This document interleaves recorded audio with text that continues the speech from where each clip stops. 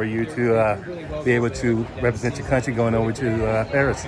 It still doesn't feel real. I've represented Team USA a couple of times, but as an Olympian, at one point I didn't believe that like me being an Olympian would ever be in the same sentence. So it just means everything. What was your mindset going into this race today? Honestly, to win.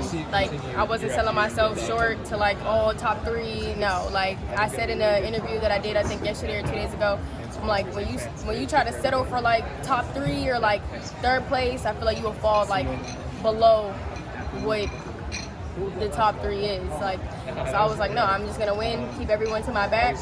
And I mean, I won 3 rounds, and that, you know, showed everything. When you saw that time pop up, 12:25. I mean, meet record, personal best, world lead. Like, well, what's your reaction to that? If y'all see did y'all see my reaction? It was like,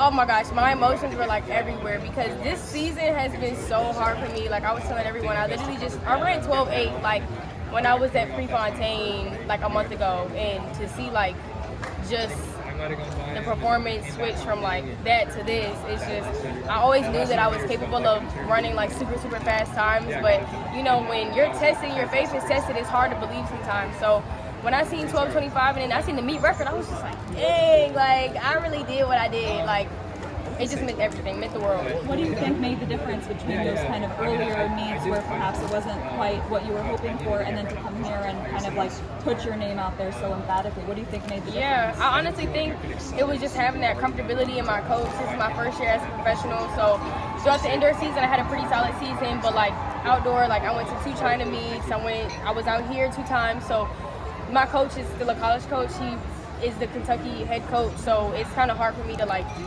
have him everywhere.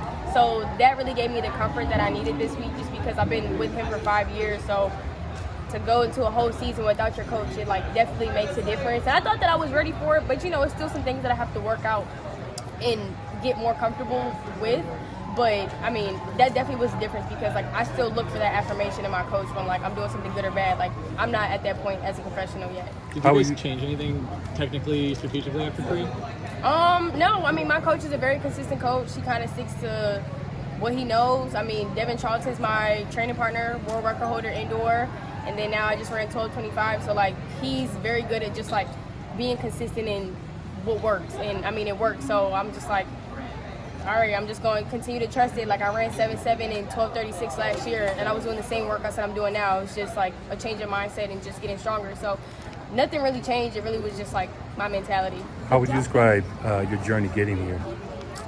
It's been a roller coaster. I tell y'all, like I said, I just ran 12.8 like a couple weeks ago, and now I'm talking about breaking the Olympic trials meet record. Like it just shows that like I'm capable of, I feel like breaking the world record. Like I have to say, like I believe that I can respectfully touch the world record. I don't know when, I don't know where, I don't know if it's gonna be this year, next year, or even by the time I'm 28. Like I'm only 24 years old and I'm not even in my peak yet.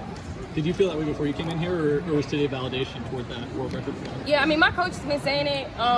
He's like, you can tap the world record. I mean, he was saying it all indoor between like me and Devin tapped the world. She broke the world record twice. So I mean, he see the time, he see the stopwatch. I'm just like doing my thing. I just trust in him and believe what he's telling me. And I mean, the great times and performances happen. I mean, the 100-meter hurdles is obviously, the U.S. has always kind of been known as this incredibly deep, always medaling, always on the podium. Sweeps happen all the time. So now, for you to be able to come out on top in the U.S. system, what kind of confidence does that give you moving forward? That gives me, honestly, the most amount of confidence. I'm not gonna lie.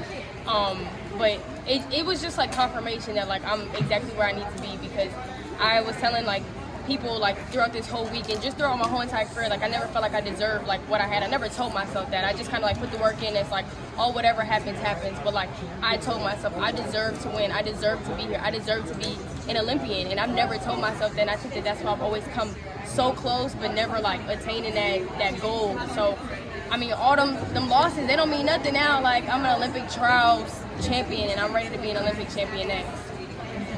Thank you. Thank you, guys.